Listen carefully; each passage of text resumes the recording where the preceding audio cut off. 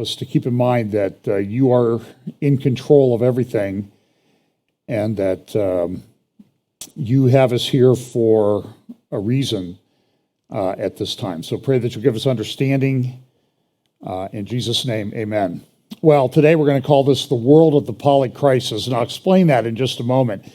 But, you know, it's interesting when I look at, I read a lot of secular press and that type of thing, and it's really reached a point where a lot of what you see is spin. So, for example, some people criticize me, like I'll quote from the New York Times, and I don't believe everything I read in the New York Times because I know a lot of it is spin. But even the New York Times, if you dig into the articles, you will find actual facts reported on. So there's some facts that they're reporting about the upcoming elections and that sort of thing, but they bury it like in the last 4 or 5 paragraphs of the article. So sometimes you just need to know that that's what's happening. You can, so it's a way to read it, but I understand the perspective that a lot of these things come from, but I also want you to understand what people in the world are thinking. That's why we quote and play clips of Yuval Harari and the people at the World Economic Forum and these other conferences that are held, because we want you to see what they're saying, and then we analyze things in a big framework of a lot of Bible prophecy passages. I don't read those passages every week. I assume that you're going to be aware of some of them. So that's my approach, and that's how I do it. So this is a polycrisis that we live in, and I think this is what the Lord predicted would be at the time of the end. And I sort of built this little grid that I did from various passages, one of which is Matthew 24, where Jesus says, he goes through the birth pangs and he describes the birth pangs. And then he says, and when you see all these things, look up. So the conclusion that you can draw from that is when you see all these things are going to be happening at relatively the same time. And they're going to be happening, they're going to be accelerating, they're going to be converging. The pattern of prophecy is that the way things were at the first coming of Jesus will be the way that things were at the second coming of Jesus. And we know that most of those Bible prophecies were fulfilled in that last week of Jesus' life regarding his first coming. I think the same thing will happen regarding his second coming. So you'll see there will be these, we talk about the seals and the trumpets a little bit and the bowls. And with regard to the seals, I think the seals will open, but there'll be like a upward progression of what happens. So, for example, we'll have a better understanding of when they're happening. Now, I get a lot of emails, and I try to review a lot of them. I don't have time to respond to them. I get phone calls, and I try to do the best I can, but I get between 500 and 1,000 emails and messages a day, and it's a little bit hard to sift through that. And the only thing, sometimes I guess I could say I wish my 401k increased at the rate that my email inbox increases, but that doesn't seem to be happening. So we just have to be paying attention to these things. And Daniel talks about the time that, these things are going to happen. They're going to happen quickly. But the wise, the people who are in the book, looking at the prophecies and looking at what's going on, they will be given understanding and they'll be able to instruct many. So that's what we hope to try to do around here. So let me jump over to, let me just start with the headline, and then I'll look at the article that I was referencing, and when I came up with my title, because I lifted it directly from a editorial in the Financial Times the other day. I think yesterday's Financial Times. And so this was a brutal week for tech companies, right? They lost $500 billion in market value this week, like Google, Amazon. Facebook is down 70% in stock value since the beginning of the year. Now, I know that that's In many quarters, that's cause for celebration. But the companies, they have real people that work for them, but sometimes you're going to get what you deserve. So Elon Musk bought Twitter. The deal closed this week. He went in and immediately fired the CEO, I think the COO, CFO, and the chief legal counsel. And so there's a lot of people who are real excited, like Twitter's going to be a free speech platform. But I have to tell you, I've sort of monitored things. And I can tell you one thing that I've seen almost immediately come on the platforms is some pretty vile anti-Semitic comments. I mean, anti-Jewish comments. And I've seen those starting to appear already. And I just think that with the way social media is, it's only going to get worse. So let me read a little bit from this article by Adam Tooze in the Financial Times. And he says, welcome to the world of the Polycrisis. So here's what he says. Pandemic, drought, floods, megastorms, and wildfires, threats of a third world war, how rapidly we have become inured to the list of shocks. So much so that from time to time, it's worth standing back to consider the sheer strangeness of our situation. As former U.S. Treasury Secretary Lawrence Summers recently remarked,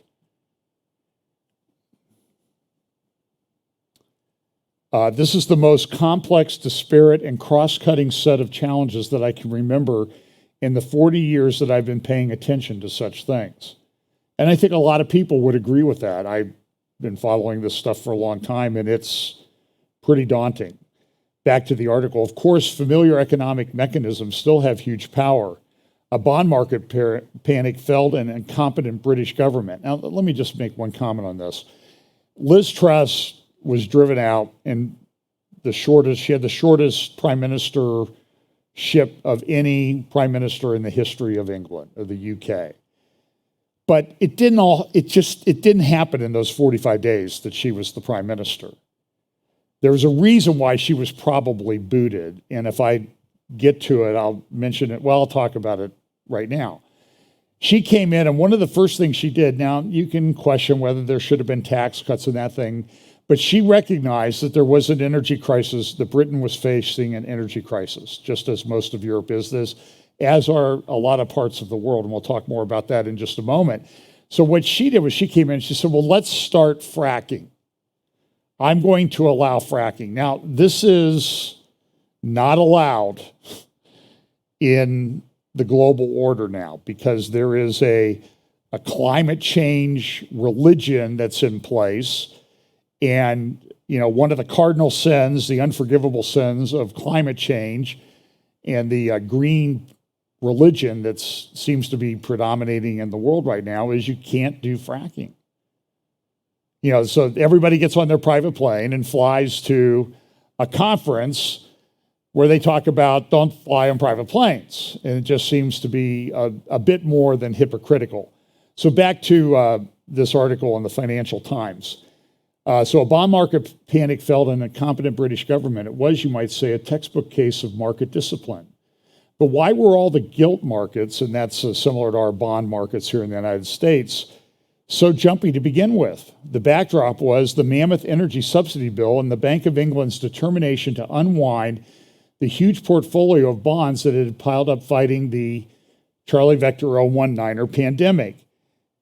With economic and non-economic shocks entangled all the way down, it is little wonder that an unfamiliar term is gaining currency, the Polycrisis.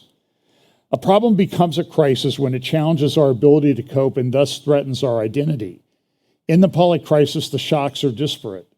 They are but they interact so that the whole is even more overwhelming than the sum of the parts.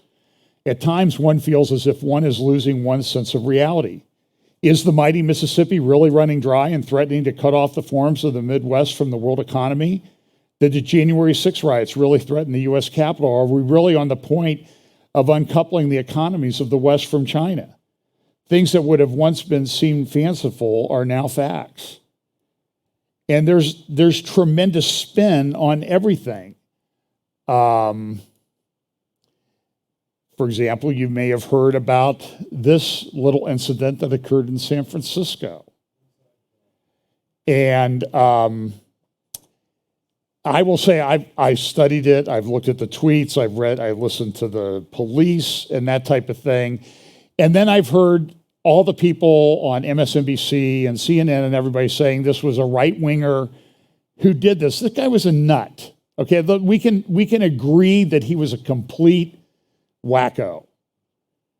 But there's probably something more going on too. I mean, she's third in line to the presidency of the United States.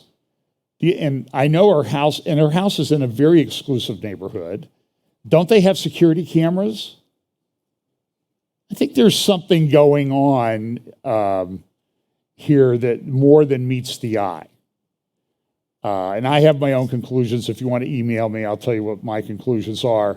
But I think that Mr. Pelosi was engaged in some extracurricular activity that went wrong. That's my opinion. Prove me wrong. Release all the security footage and prove me wrong. And you can't tell me that a couple that's worth a couple $100 million. Now imagine that. She went to Congress and now they're worth a couple $100 million. Why? Because she's corrupt as anybody that comes. And now they'll say, oh, look, it's people like you are saying bad things about her. I'm just telling you what the facts are. How does somebody go to Congress for 40 years and make every buy-sell decision in your stock portfolio the correct one? How do you get invited in on these sweetheart deals for initial public offerings? So here's a New York Times editorial, Haunted America, and the Pelosi's nightmare. Spooky Republicans write a national horror story. And I mean, so when you read through, sometimes I'll do something, I guess just to torture myself. I'll read through a thread on Twitter. Someone will make a statement, and then everybody starts piling on. Matt Walsh makes a statement about, I'm glad that Vanderbilt did this, and then just people, that Vanderbilt stopped doing these surgeries, mutilation surgeries on children, and then the whole pile on comes.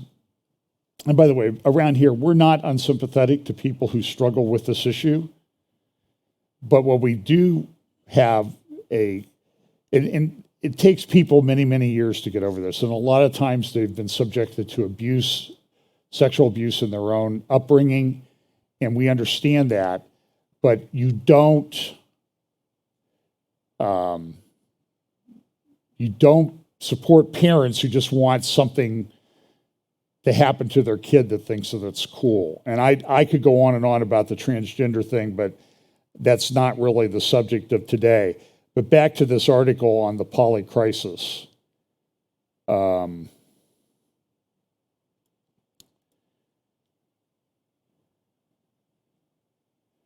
problem becomes a crisis when it challenges our ability to cope and thus threatens our identity. In the Polycrisis, the shocks are disparate, but they are interact so that the whole is even more overwhelming than the sum. And as someone feels like, you just feel like, what's going on?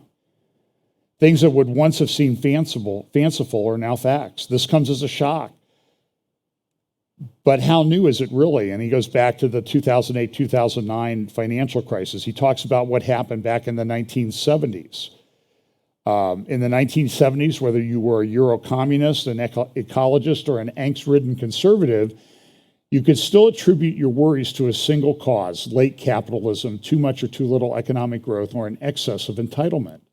A single cause also meant that one could imagine a sweeping solution, be it a social revolution or neoliberalism. He goes on to say, but what makes the crises of the past 15 years so disorienting is that it no longer seems plausible to point to a single cause and by implication a single fix. So I want you to understand this in the context of what Jesus talks about in Matthew 24, birth pangs, increasing birth pangs. When you see all these things, I mean, we're living at this time of acceleration and convergence. And we need to understand that I don't think it changes at this point. I don't think we go back to the good old days of like early 2022 or 2021 or the great salad days of 2020 when all we had to worry about were, a shut down economy. So anyway, so this article continues. I think this is a wise man. I don't necessarily agree with some of his solutions or ideas about solutions, but I think he's seeing the problem.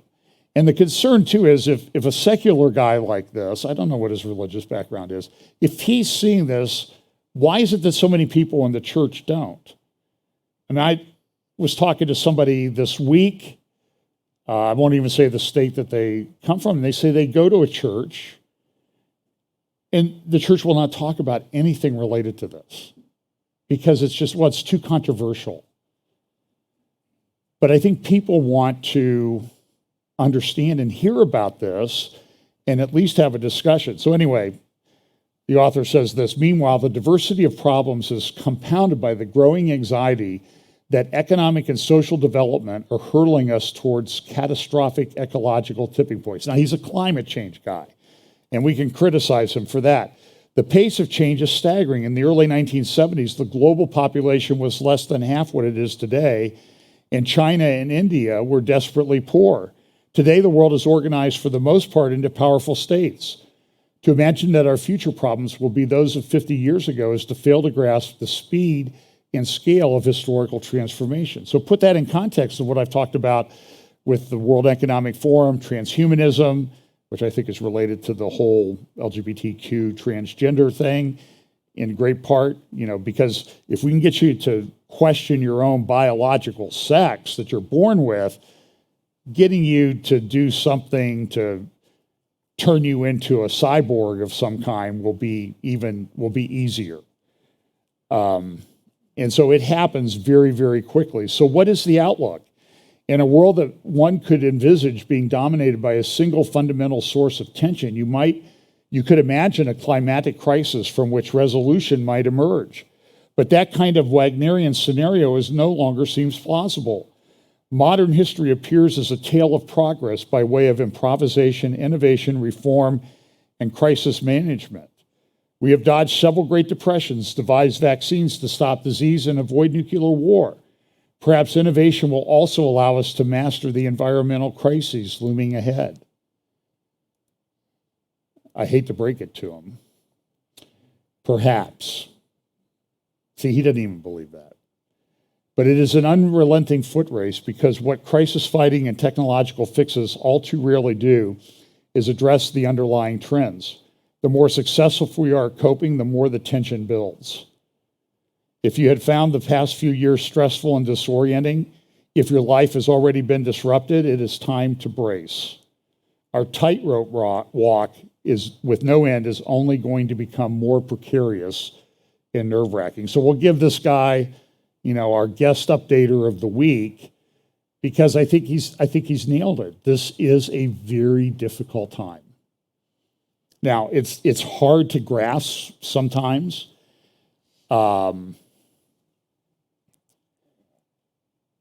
It's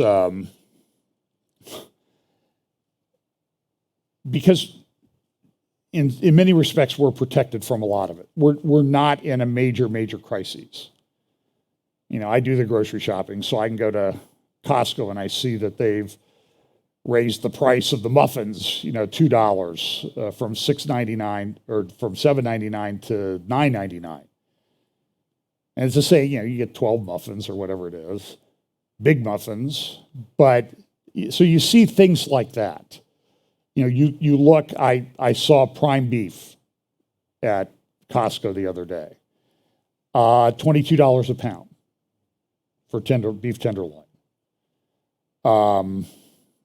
That's pretty amazing. I saw another post, a guy posted on Facebook, hey, I went to Five Guys. I got a double burger, large fries, and a large drink. $22. Five Guys for one person. I grew up in the days of the McDonald's All-American meal, which 47 cents, I think it was, for a cheeseburger, a milkshake, and fries. 47 cents. Times have changed. And you won't do that at McDonald's either, by the way. But then we have also this. We know that this is prophesied in 2 Timothy chapter 3, but know this, that in the last days perilous times will come. For women will be lovers of themselves, lovers of money, boasters, proud, blasphemers, disobedient to parents, unthankful, unholy, unloving, unforgiving. Does it sound like he was looking forward to our time? Unloving, unforgiving, slanderers, without self-control, brutal, despisers of good. Traitors, headstrong, haughty, lovers of pleasure rather than lovers of God, having a form of godliness but denying its power, and from such turn away. For of this sort are those who creep into households and make captives of gullible women, loaded down with sins, led away by various lusts, always learning and never able to come to the knowledge of the truth. Now, as Jannes and Jambres resisted Moses, so do these also resist the truth. Men of corrupt minds, disapproving concerning the faith, but they will progress no further, for their folly will be manifest to all, as theirs also was. And he's referring to Jannes and Jambres there. So let me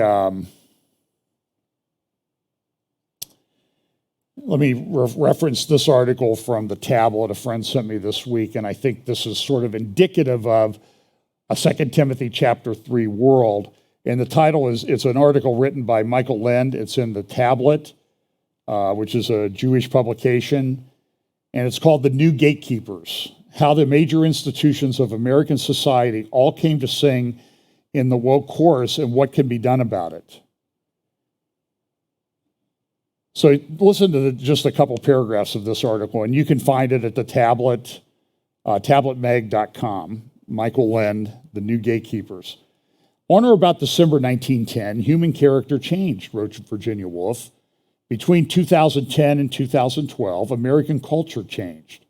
Within a few years, what has been obscure concepts in politicized university departments like gender studies and ethnic studies became orthodoxy not only in the academy, media, and the nonprofit sector, but also in the boardrooms of national and global corporations, banks, and in professional associations like the American Bar and medical associations. Now, I dropped my membership in the American Bar Association many years ago. In part, I did go to American Bar Association conference in San Francisco, of all places, in 1992. Beautiful city, wonderful city, pretty, great climate and everything, but there was the wife of the presidential candidate came and spoke, and the crowd went crazy. It was Hillary Clinton. And she gave an award to Anita Hill concerning Justice Clarence Thomas. And so I knew then that my days were numbered. I continued my membership for a while, but then they became totally pro-abortion. Like, you could not have any other view and be part of the American Bar Association.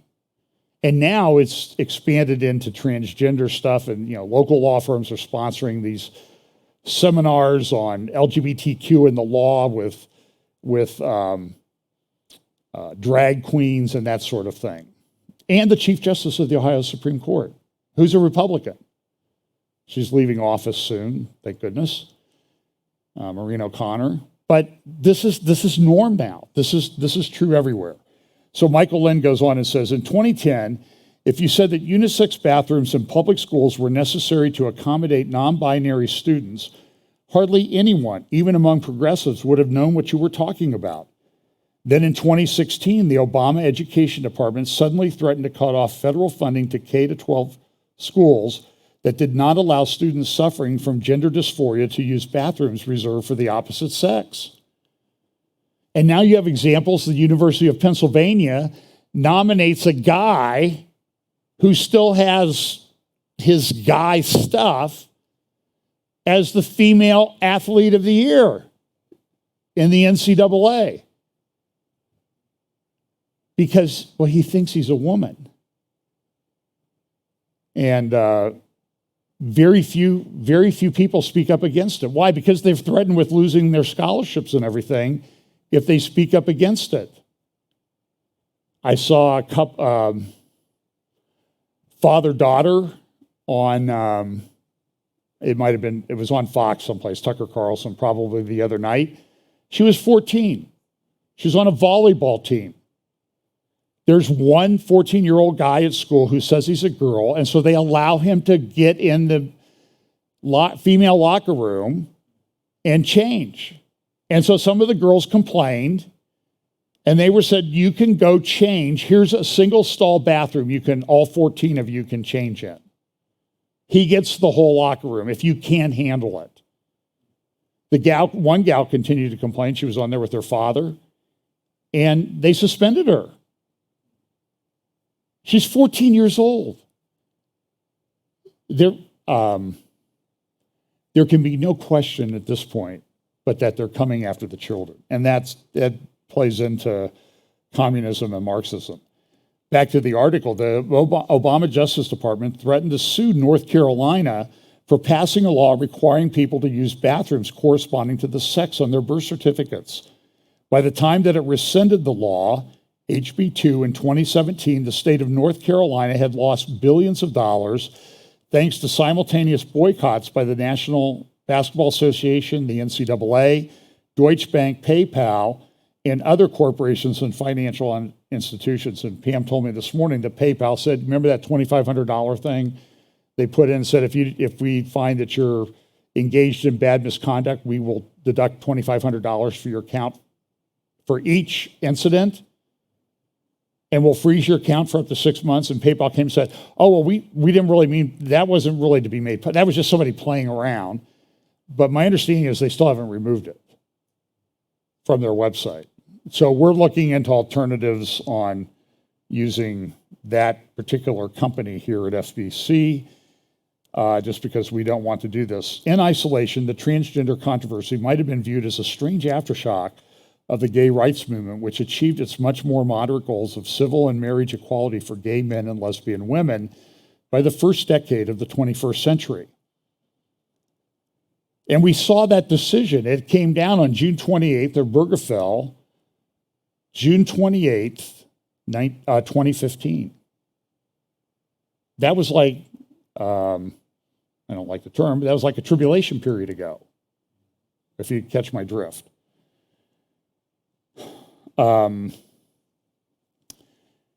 It was followed by the march through the institutions of diversity, equity, and inclusion based on critical race theory, a sectarian ideology that holds all whites and white adjacent Asian Americans, no matter how poor and powerless, are privileged, while all Black and Hispanic Americans, no matter how rich and powerful, are marginalized members of underserved communities.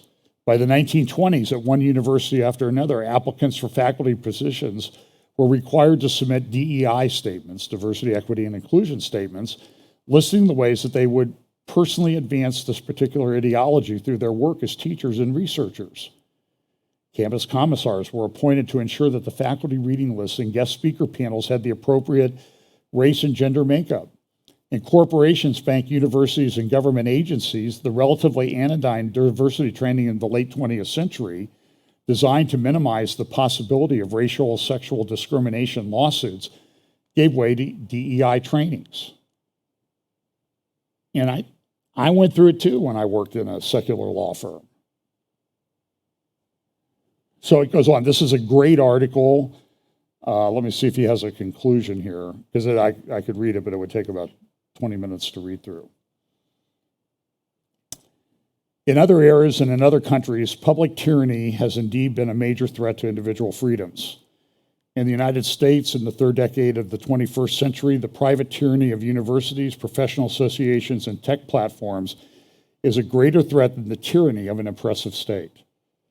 When it comes to reducing the power of the new interest in the private sector, the restoration of our liberties requires an expansion of the democratically accountable government. And I think that's part of what this election is about. And listen, I don't think we're going to build the kingdom of God on earth, okay? But we still have input into things. So this, I think, plays right into what 2 Timothy chapter 3 was talking about. How did this happen?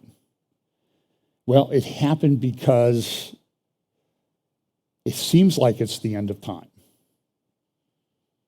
And I I don't think it's a hard case to make anymore. I mean, I love, the argument and making the case that this is the time. And I think that the things that we talk about week after week after week, and it's on a cultural basis, but it's also on a geopolitical basis, it's on a economic basis. It's like everything is in play. So what the guy in the Financial Times was talking about is it's like this, well, he didn't use the term, convergence of everything happening all at once, and that's the world that we live in. So let's look at a few of these things that are going on. I mean, for example, here's a picture, and I noticed this playing golf yesterday, that the ponds are down lower. I mean, earlier this year, everything was flooding. I mean, we had all those rains. Remember, it was rain after rain, and one of the golf courses I play at, they were closed all the time because they have a couple creeks that go through there, and they were flooded. Now the ponds on a lot of the golf courses around here, they're lower than I've ever seen them to be. But this has an impact. So this is kind of of course, the darker brown areas are areas where the soil moisture is down up to 40%. And this is this is the change over 6 months. So you see in the like New Mexico, which doesn't have much water anyway, if you've ever been there. I think it has the least amount of surface water of any state in the United States. And I know from some family that live down around Austin, Texas now, they've had a lot of rains, and we know that they've had a lot down in southern Florida, but look at the rest of the country. And this has a big impact. Look at the impact that it's having on different, this is a tweet looking at grain production. And I'll go through these individually. So here's a U.S. drought monitor. It shows you the dark red areas are parts of the country that are in a major drought. Exceptional drought. Red, that's dark red. Red is just extreme drought. But this is a lot of where crops and things are grown for food. Like, we don't have a food crisis in the world anyway because of the war in Ukraine. But so here's cotton areas in drought. And you'll see, and so their conclusion is approximately 68% of cotton production is within an area experiencing drought. And that's a big deal because cotton requires, it's kind of interesting, cotton requires about as much water as any crop to grow. But then you get cottonmouth when you're dry. So that's, I'm sure there's a reason for that. I'll have to think through that one a little bit. Barley areas, 72% in drought. Here is corn, 70% in drought. And I can remember last year we drove out through Kansas, Colorado, and it looked horrible. I mean, it just looked awful. Now, other places, they're having record crops. But, so this is sort of a historical average. It goes back to 2021, and you can see that the percent of corn located in drought, it's gone from like 24% a year ago, 19% a year ago, to now 70%. That's a fairly significant increase. And that will have carry-on effects. Here's soybean, 71% in areas, 71%. Here is spring wheat, 75% in drought. And then winter wheat, and I was reading an article about winter wheat, and it was just saying, listen, I mean, winter wheat, it's the seed stock that they got from, I don't remember where it came from, Australia or someplace, was contaminated. It's not germinating. And so the winter wheat, in addition to the drought, has the seed problem. And winter wheat is important. Last year they had a bad year down in Texas, which accounts for a lot of the winter wheat. It just didn't grow during the winter like it usually does. Here's a little graphic. The middle one is a long stretch of the Mississippi River. This is a picture taken near Memphis. And then I have a blown up part of it near Memphis. The river in Memphis right now is 14.3 feet below low stage. So I saw a picture of a yacht club in Memphis, and the yacht club was like, every these big boats that people have, expensive boats, they were all sitting in mud because there's no water in the river. And they can't bring barges through. They need about 9-foot depth to get the barge and tugs through. And they can't do it. But there's still a current in the river. So I heard somebody talking about a barge captain who spent a day just fighting the current, but he couldn't go anywhere. But just to keep where he was, he spent $11,000 in fuel in one day. That's one barge captain. Now, they might have a series of barges together controlled by a tugboat. But this is what makes America prosperous, is our waterways. It's 1/10 the cost to ship things by water than it is by anything else. That's why you see all of these ships everywhere. I don't know if I have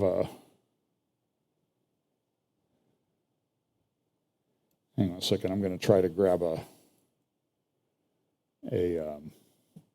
I took a screenshot. Now I don't see it in my slide deck.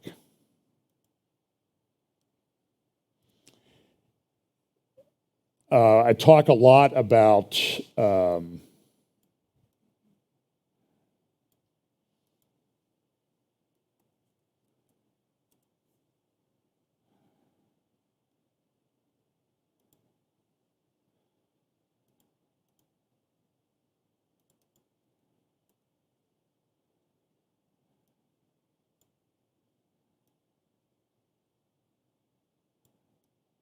it's probably in here someplace and I'm just not seeing it.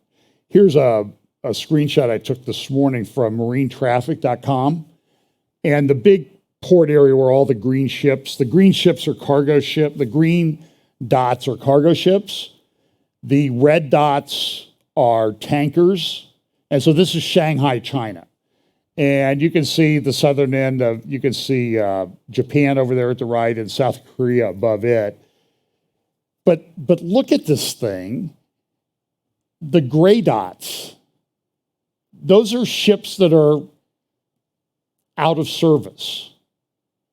Now, I showed you a picture of this a while ago. This is way worse than it was a couple months ago. All these ships are sitting there and they've just kind of shut off their transponder and they're just sitting there waiting for something to do. What does that mean? And listen, I've looked at this before. That used to be like all green dots. Now it's almost all gray dots. The ships are not transporting anything. What's that going to do to supply chains? And part of it is because the world economy is shutting down. Speaking of shutting down, the largest manufacturer of chemicals in Europe is BASF. And here in the foreground is a picture of this massive plant that they have. It covers 10 square kilometers in Germany. And it's a very complex operation. This is the CEO, Martin Brudmiller.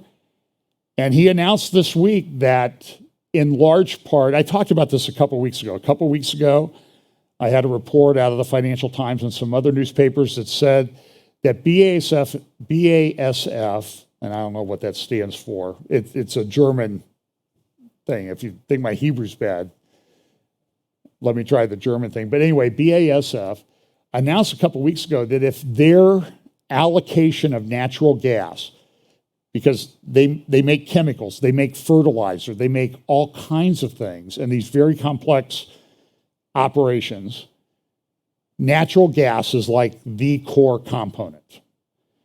And they said if their natural gas allocation got to 50% of what they would have expected, the whole plant would shut down. And when those plants shut down, they don't reopen. They almost have to reconstruct the plant. And so now BASF has come out and said, listen, their plant uses as much natural gas as the nation of Switzerland. But they're not getting gas. They're not getting allocation. And what they're getting is so expensive, they're saying we can't afford to operate. So they're shutting down a large portion of the plant. and they're going to move their operations to China. Like, that's a really good thing, right?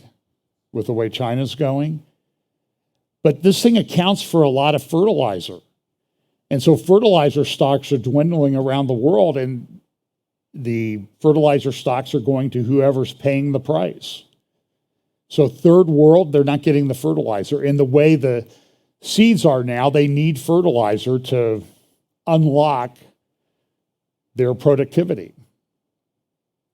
So you might not have seen a lot of food shortages yet, kind of spotty here and there, particularly in America. But I was listening to an interview with Michael Yan.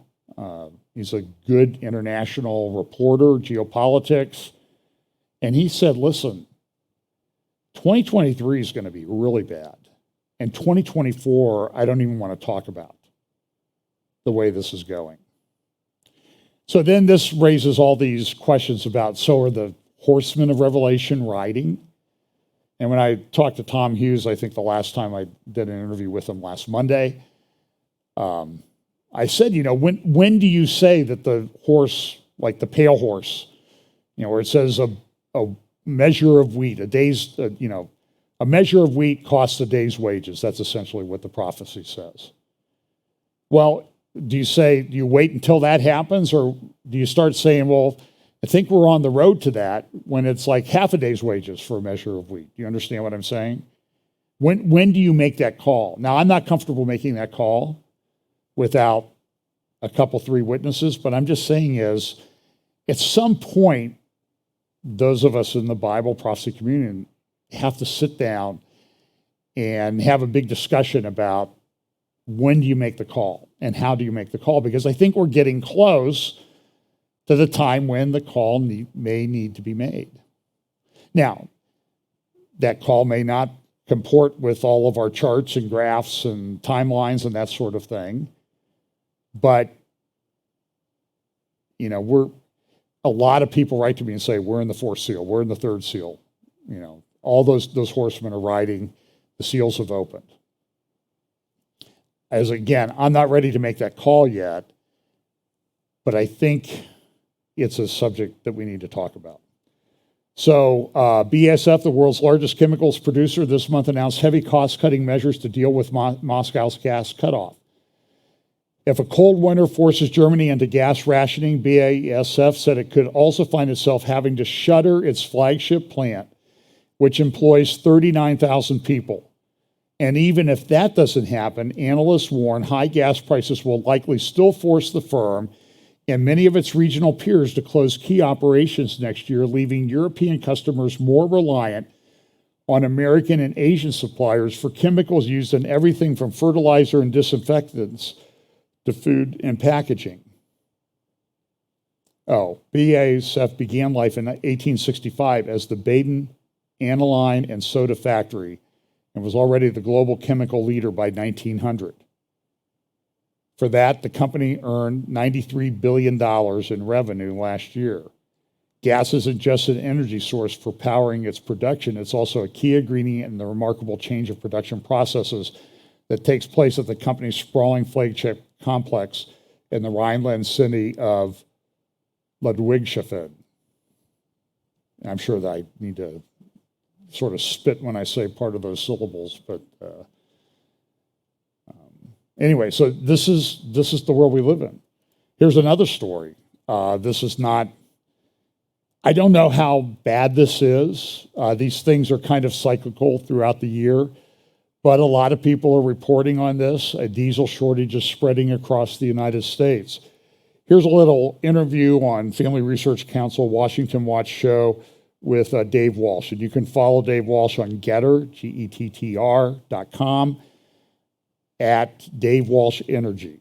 I think he's a wise guy. He's been an energy plant executive overseeing construction of energy plants, power plants all around the world.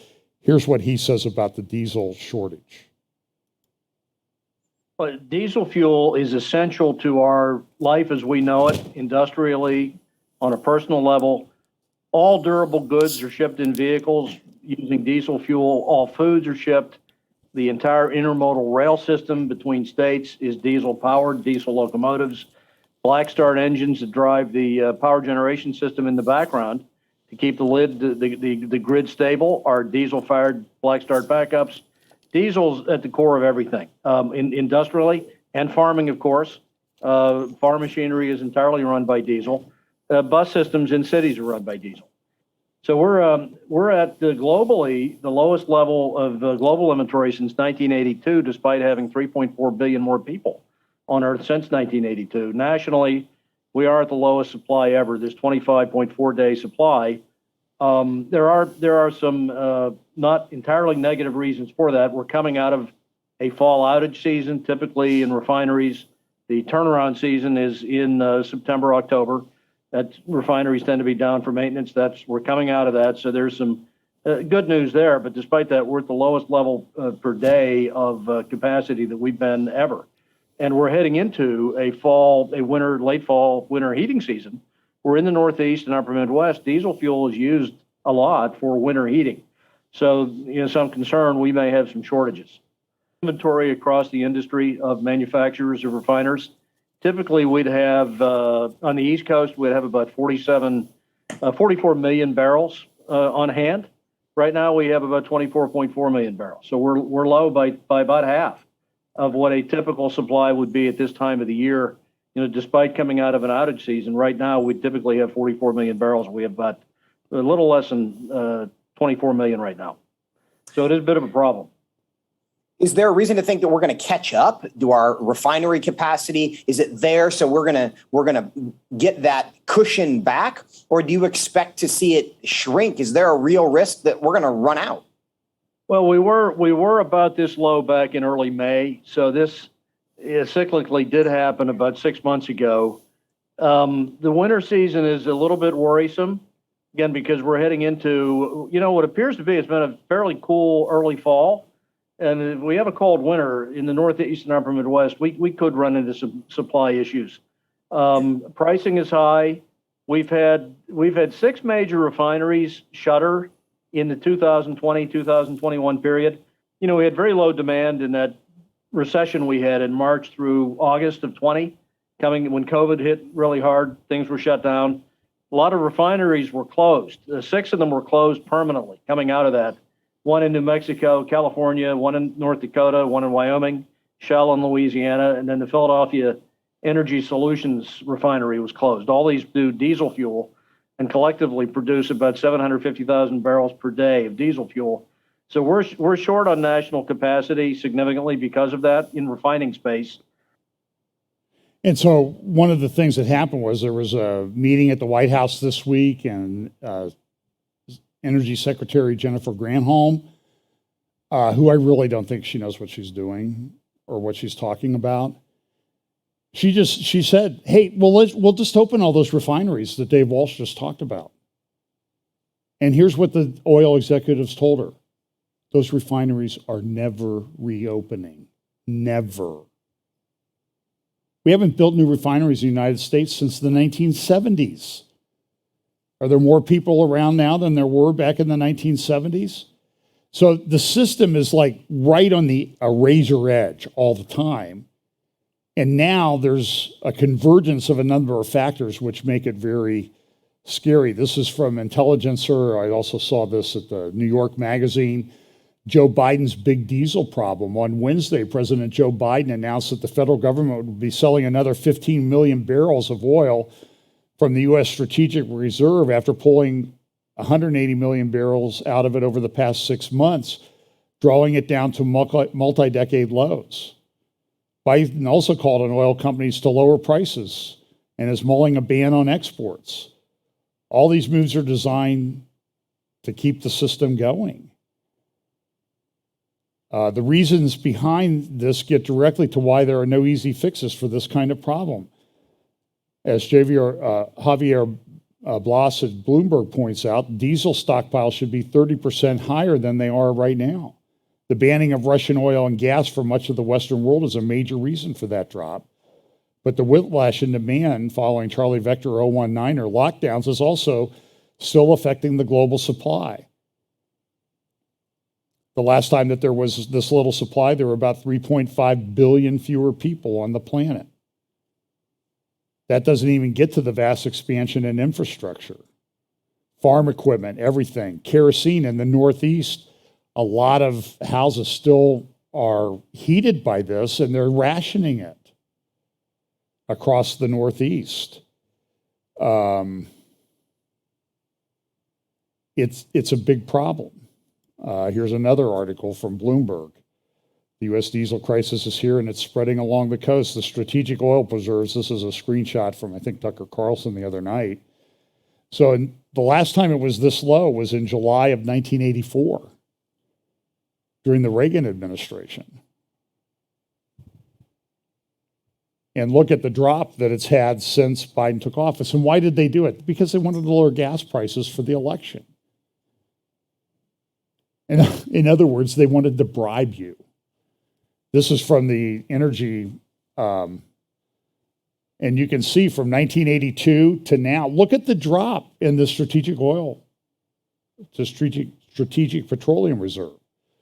This even came up at the conference that I talked about last week, the Financial Investment Initiative Institute Conference, the 6th reiteration of that's being held this week in Riyadh, Saudi Arabia. And here's the Saudi oil minister, and here's what he had to say. Hey, you know, the subject came up. What do you think about countries using their strategic petroleum reserves? You think that's a good idea? If you look and you talk to even people that are market experts, there is a gulf of difference that the world has X percentage of excess capacity, then a lesser capacity available at time of crisis, which are, as you have been saying, could be imminent. Right. And can you imagine that this so-called potential of a more severe crisis happens when the world has less capacity? And I would have to say also less emergency stocks. People are depleting their emergency stocks. yes. Had depleted it, used it as a mechanism to manipulate markets, while it is profound purpose was to mitigate shortages of supply. Be it as it may, it's everybody's choice. However, it is my profound duty to make it clear to the world that losing emergency stock may become painful in the months to come. Well, that's encouraging. And listen, whether you like Saudi Arabia or not, okay, there's one thing about the Saudis. They know about oil. That's like what they really have in addition to sand.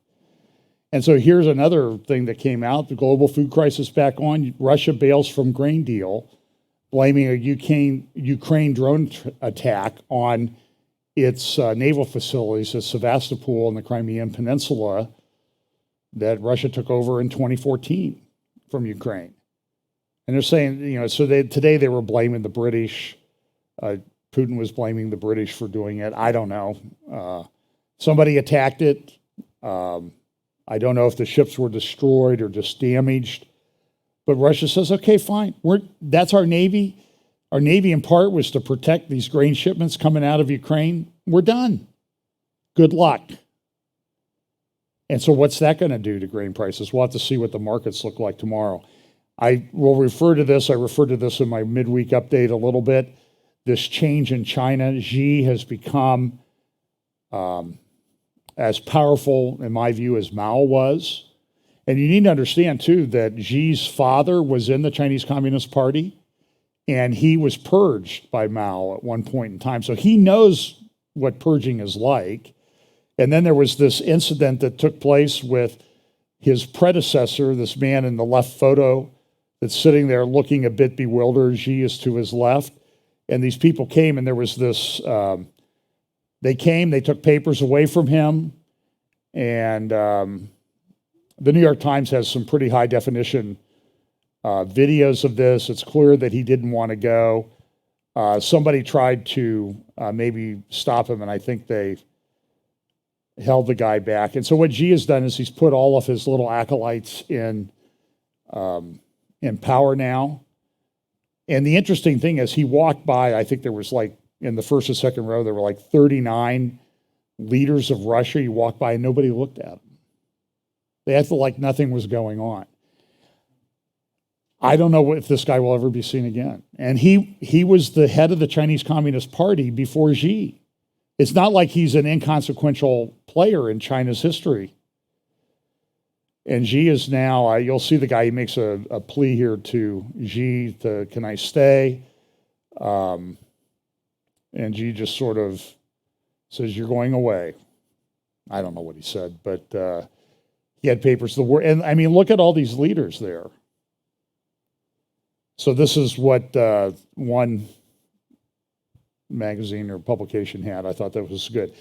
And it's interesting, the whole philosophy of the Chinese Communist Party and the things that they do. You know, there's been these rumors for years about the selling of organs and that sort of thing.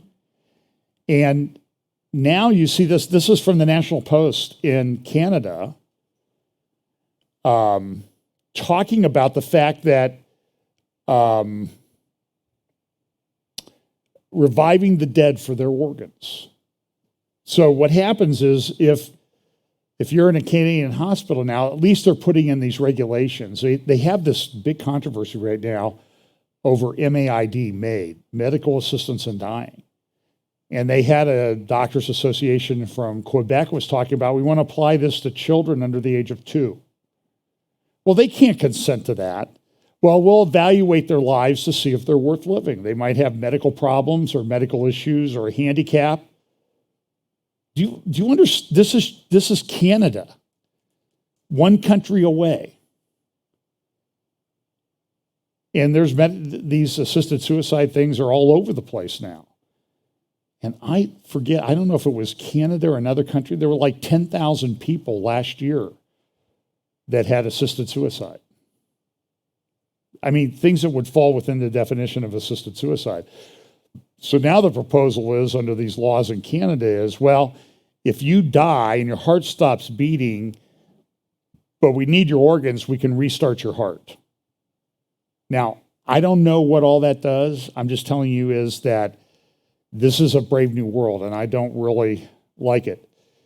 We see the controversy in the United States. This is kind of interesting. This is an article from the Times of London. And it says, this is what the NHS now, the National Health Service, says, most chance children just going through a phase. But they had a whole clinic. But now that clinic's being sued by over 1,000 parents and former patients, the Tavistock Clinic, because of what they did, the mutilations that they did to kids, who then regretted it. But here in the United States, if you talk about this on a college campus, you're going to be pilloried. It's insanity. Here's a little thing that somebody sent me. This is a new device. It's called the Wallet of Tomorrow. And you see here, Wallet More, get your implant. And where does it go? The Wallet of Tomorrow. Wallet More payment implant. And here's a X-ray picture of where it ends up. Now, I'm not saying this is the mark or anything like this, but I'm saying is, look, and it'll be sold as a good idea. Look at what it says here in the blue at the bottom. You can't lose or forget your Wallet More payment implant. You always have it with you. So I've been known to leave things places. My wife will attest to that. So I have those little tile things that, I forget what it was. I think I paid for something. I left my wallet on the counter at a Kroger and I walked outside and I can turn it on to play it. And I walked back to the counter and the lady was there like, this wallet started playing a tune all by itself. What's going on? It was freaking me out. And I said, well, not as freaked out as I was about leaving the thing. So this is, there's a little enlarged picture of it. And get your implant now, $249. No, I know Pam's thinking that might be worth it. I can see her back there. What you should do, download the app, arrange installation with a specialist, activate your device. And so this will all be tied into central bank digital currencies at some point. So let me just make a few more comments. I've talked about this a lot, probably to the point where people are sick of it. This is the line of buoys off the coast of the Israel-Lebanon border. And they go out for about 2.5 miles. Then the ocean gets too deep to have the buoys there. And this has been sort of the line of demarcation for a long time, but it became, Lebanon was very clever. And so what they did was, this is the border. This is, there's a village here, upper left, called Rosh HaNikra. And here's the border. South of that is Israel. The foreground is Lebanon. But you see how the border comes down the ridge, and then it goes down, and then it kind of makes a little curve. So that's what Lebanon did when they were arguing about what the border was. They put that curve, they built that into their line, particularly when there was gas discovered. And so this is the big maritime, the agreement that they had. Here's Amos Hochstein, the U.S. mediator. And the agreement's not really between Lebanon and Israel. It's between Israel and the United States and Lebanon and the United States. Israel's the guarantor. So when Lapid gets on and says, they recognized us. They didn't recognize you. All the things that they say in these articles are, negotiations with the enemy. And here's what they say, the journey of 16 years. This is Al-Akbar, the newspaper of Hezbollah, one of their newspapers in Lebanon. And they always talk about occupied Palestine or the enemy entity. They never mention Israel. And you see this. So here's another picture of the border area. There's a lovely grottos there and that sort of thing. And Nasrallah's come out, and Amos Hochstein was in Lebanon for the signing. Then he went to Israel for the signing. By the way, he served in the Obama administration as the energy secretary. He then went, after the Obama administration went out of office, he went and served as the executive vice president of marketing for a Houston-based company called Tellurian, which is one of the largest liquefied natural gas producers in the world.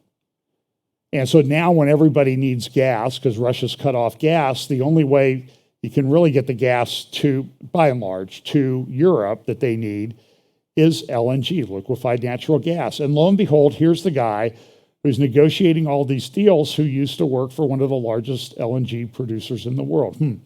I'm sure that's just a coincidence. By the way, he went to Israel in his youth and served 3 years in the Israeli Defense Force. It's just kind of an interesting thing. So here's Nasrallah. He was talking about the deal this week, and he came out and, maybe we can spring and get him a PowerPoint so he doesn't have to use these charts and everything. But he was explaining the charts on TV the other night, and he, I think I have what he said here someplace.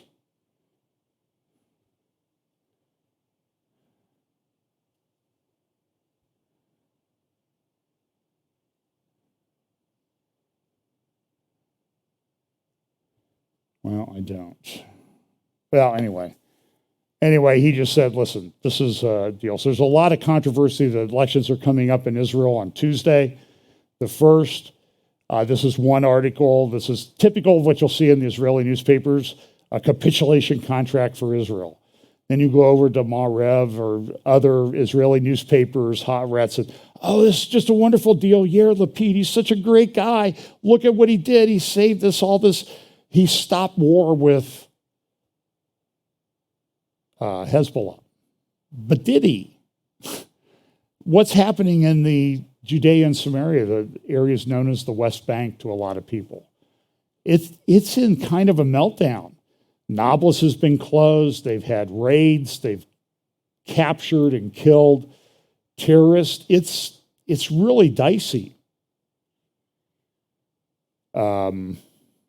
And so, and the other person who seems to be rising out of this, though, this guy is like the luckiest guy in the world. He's standing for election next year. Their economy's in a mess. But here now, Putin is saying, hey, we'll make Turkey a big energy hub. Here's a Moscow to build natural gas hub in Turkey. And here he is making a speech the other day. And the foreign minister, Turkey, world global geopolitical center in trade and energy.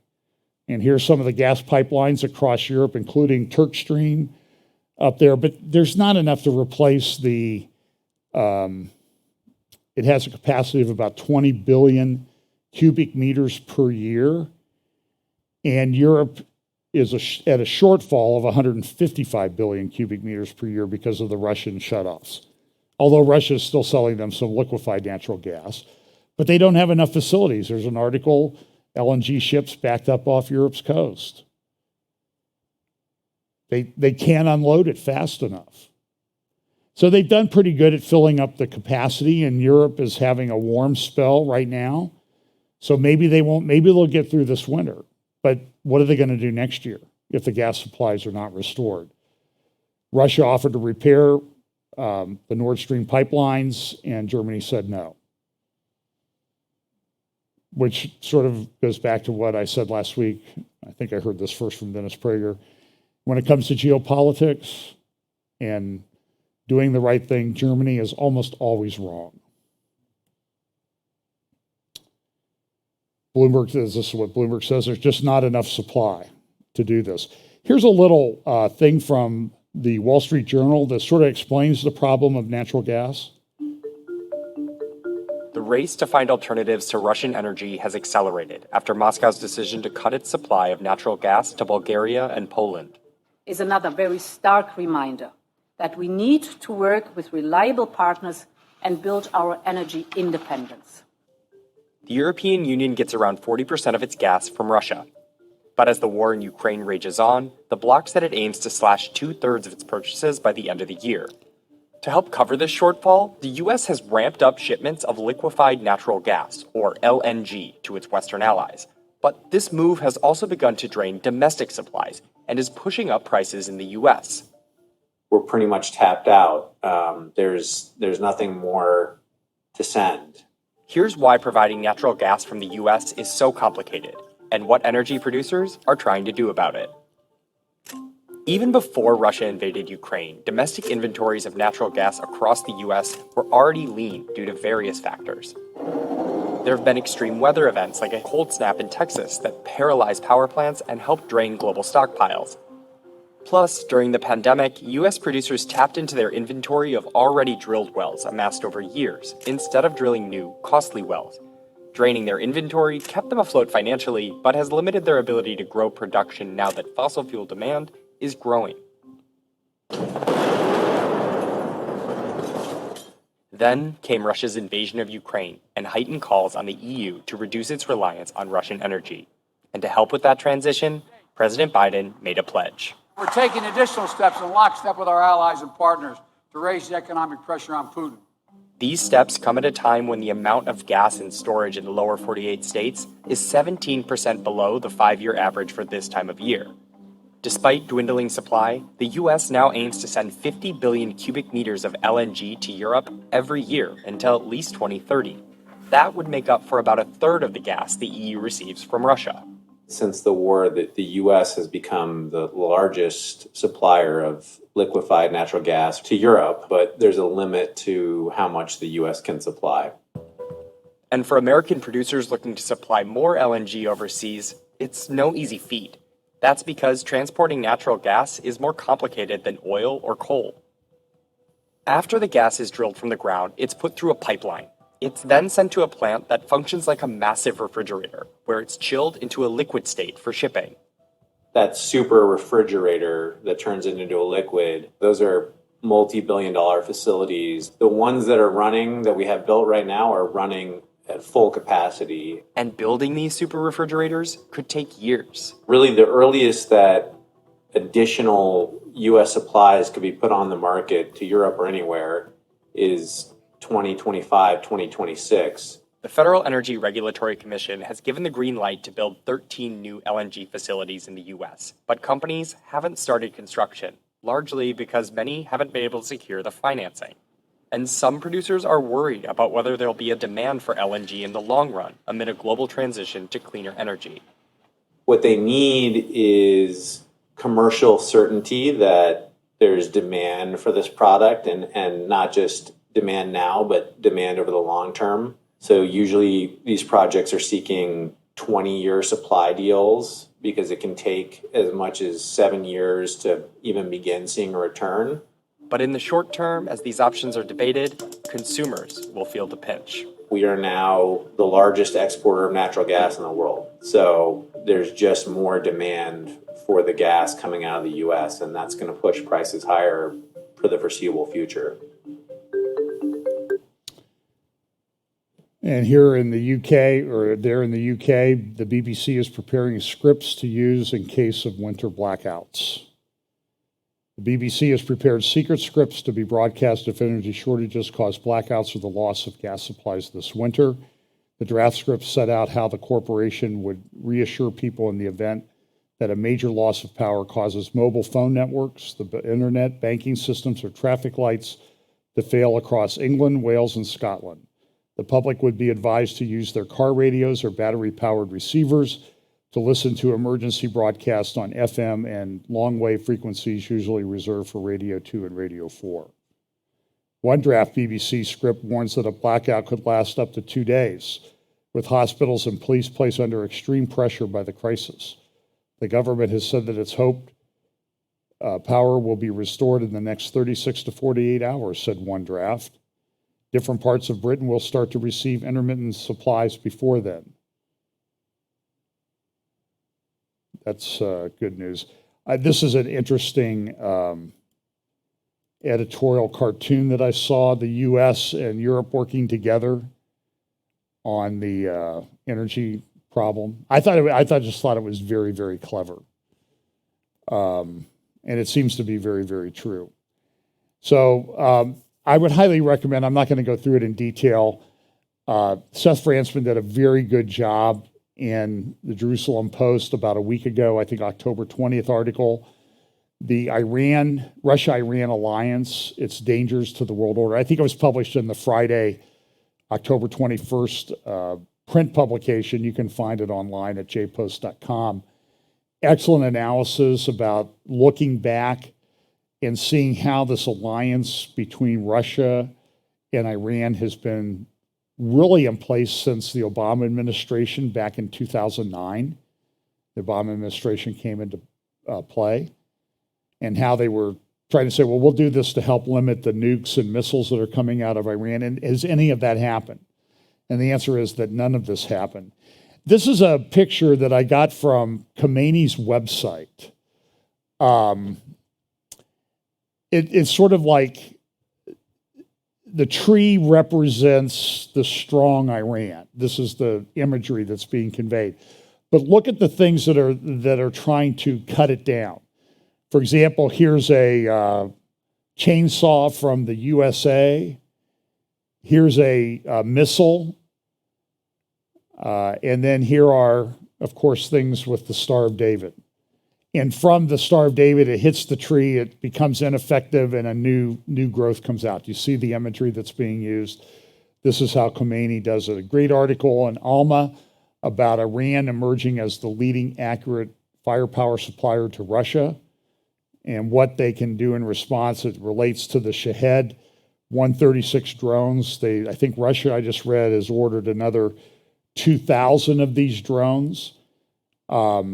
They cost about $20,000 to build. They have a little 2-cylinder engine on them.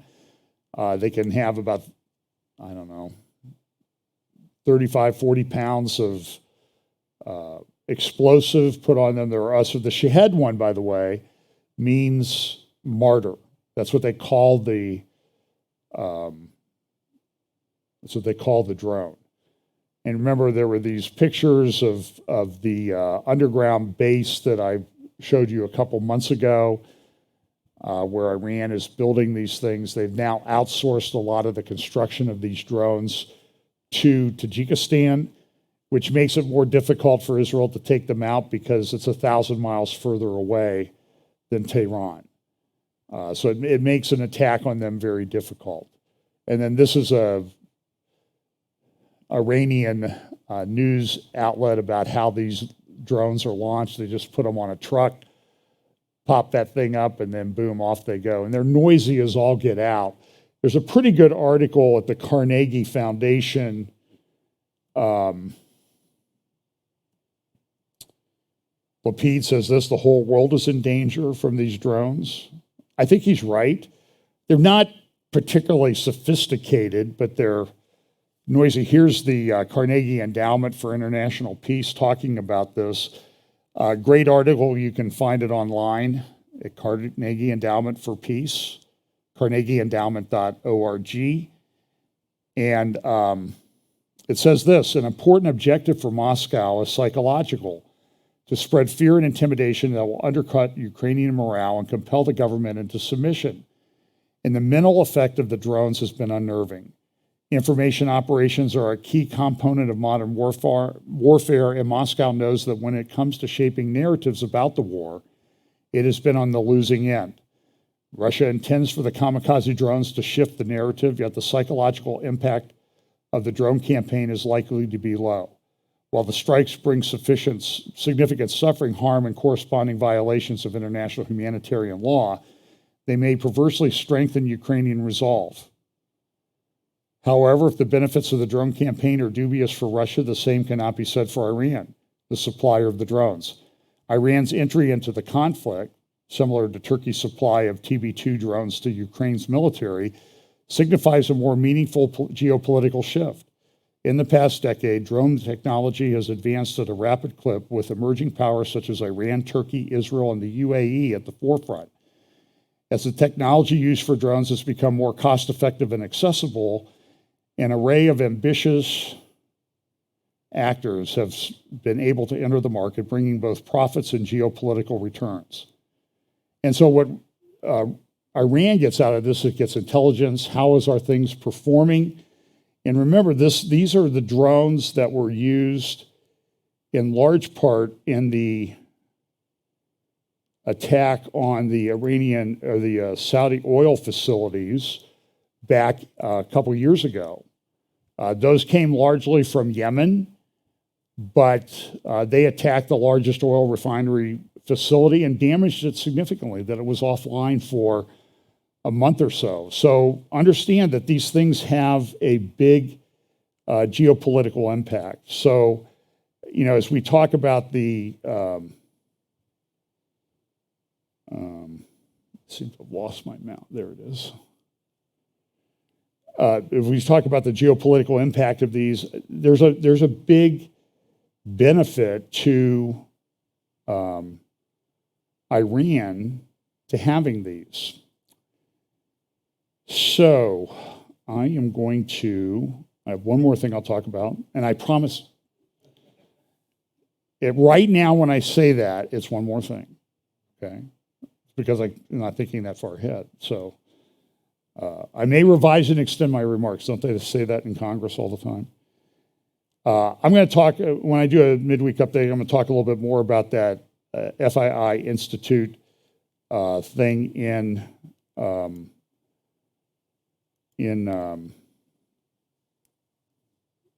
Saudi Arabia. And I'll talk a little bit about NEOM, but here's just a sort of a little picture of NEOM. You know, we talk about this line city, 100 miles long, 1,500 feet high. I mean, it's 2/3 the height of the tallest building on the planet, each side of this thing. They're building it. This is not some pipe dream or anything like that. They're actually out there building it. So we'll talk a little bit more about that because there have been some developments there. This is also going to be a big thing coming up in the next couple of weeks. They're having the COP27 green energy religious meeting. It's really a religious meeting. They have sins, unforgivable sins, and that type of thing from these green energy people. And they're having this is from the Yale Forum on Religion and Ecology. On the right, returning to Mount Sinai, a prophetic call for climate justice and ceremony of repentance. You see how it's a religion? It's uniting all the religions of the world, and they're doing this at Sharm el-Sheikh, which is right across the strait from where Neom is. And here's a little picture of that. So here's the final thing I was going to talk about. 4 days until the election in Israel. And the interesting thing, Israel does something that I think is an act of mercy. They don't allow, within like 5 days of the election, they don't allow polling and that type of thing to be broadcast. But so now the question is, how are they going to, what's going to be the result? So when you break it down and you add all of the different factions together, Brian, can you zoom in on the right of this slide? If he's back there. Brian. Anyway, let's see, maybe I have another chart. Okay, so you need 61. So there's a Israeli politician named Ayelet Shaked who heads up the Jewish Home Party, the Yamina Party. That was the party of Naftali Bennett, but he's left public life for now, or will be when the election occurs. So Yesh Atid and everybody to the left, those are a lot of different National Unity Party. That's the Danny Gantz. But look at the Likud. Let's just say Ayelet Shaked party could take a lot of votes away from the people on the right, because they're largely conservative, religious, Zionist, that type of thing. So you need 61 votes. So look at what they have right now based on the most recent polling that they were allowed to publish. Likud is 31. Religious Zionism is 14. That's 45. Shas is 9. And this assumes that Ayelet Shaked doesn't get enough to get 4 seats. And United Torah Judaism is 6. So you have 6 plus 9 is 15, plus 14 is 29, plus 31 is 60.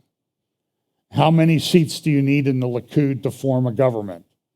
And 61. So right now, it looks like there might be here's a little bit different breakdown from, you can zoom back out. And on the right here, you have the different breakdowns and some of the different scenarios. This is from Friday's Israel Hayom. You can find this online. And you can see the numbers just aren't really working out for anybody. So if you think our politics are a mess, and on the right here, you see the article, we need 61, and how do we get there? And right now, it doesn't look like anyone can get there, although it's possible that Netanyahu's Likud might get there. But it's going to be close. And so Likud, Netanyahu is saying,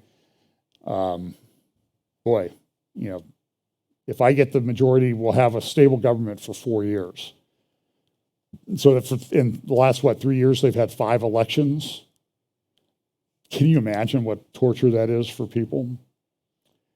And, a lot of people don't like Netanyahu. He's been around a long time, and people get tired of their leaders. And so there are strong, never Netanyahu people on the right side of the political ledger in Germany, just like there are never Trump people on the right side of the political ledger here in the United States. So we'll see. This was the headline in the article on Friday, 96 hours to the election. So Tuesday evening here in the United States, we should have some idea as to how this has gone. So pray that, the right decision is made. I do have one more thing, and I'll talk about it midweek update. This is a preview, so it doesn't count. Okay. There's a guy in Israel right now who a lot of people are referring to as the Messiah. A young guy, very knowledgeable in Torah. They've attributed some miracles to him. I'll talk more about him. I'm still studying it. There's plenty of videos out there, but I want to make sure I talk about why I know something. But listen, we know that Jesus said that there would be what? False Christ and false prophets come in the end times. And we know there's only one true Messiah, that's Jesus. So that would imply that anything else is false. But he's become, has quite a significant following among the, I would say, the Torah observant Orthodox community in Israel. So we'll talk more about that. But that just sort of piles all these things up. There's all these, I saw an article about 600 Levites practicing their priestly roles in Israel. We have the red heifers. We have plans to build a temple. And we all know that all of this is coming at some point. So, I think it's just part of the convergence that we're seeing. So anyway, we'll talk more about that midweek or next week. So anyway, so let's pray and, pay attention to what's going on. Lord, thank you so much for the opportunity that you've given us through your word so that we can understand the times in which we live. We pray that you'll help us to take that to heart, but also use it as a motivation for us to be in the word, to put on the armor of God, and to share the gospel of Jesus Christ with those around us, because the time is short, and there are places in this world, might even be places in the countries in which people listening to this live, where it is getting very close to the opportunities we have. Maybe the last time we have an opportunity to share the gospel. We pray that you'll bless us this week. In Jesus' name, amen. You heard about the thing in South Korea where they had a Halloween celebration. There were like 156 people crushed to death in the crowd. And a friend of mine said her son was there and left 30 minutes before that happened. And the same. So I'm just saying that is an indication that you just don't know in today's world when your last opportunity is. So if you're resisting Jesus, don't. Now's the day of salvation. So thank you very much.